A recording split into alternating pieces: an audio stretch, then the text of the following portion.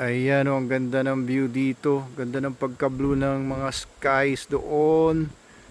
Ayun, across Laguna Lake, mga Alabang area yan kasi nandito naman sa area na to ang Manila. Yan! Dito kami. Si Miguel, si Adam. Hello guys! And si Snooki.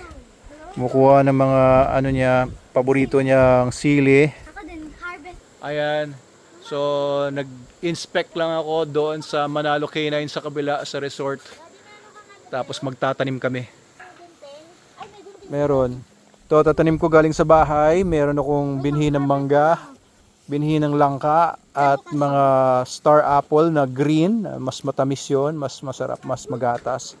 At meron din ako dito isa pang ano, parang Christmas tree na halaman na parang may mga bilog-bilog na mga prutas. Tapos isang, ang tawag dyan? Alateris. Ha?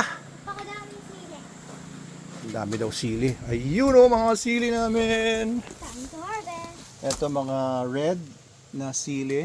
Ayan, red din sa kabila. At doon naman mga yellow. At nagbubulaklakan yung mga snake plant. Ha? Bulaklak nga ng snake plant yan. Ngayon lang sila nabubulaklak. Meron panahon yan. Pero usually walang mga bulaklak ang mga snake plants. Once a year lang ba yan or what? And of course dito kanina kumain na kami dyan. Mga mulberries.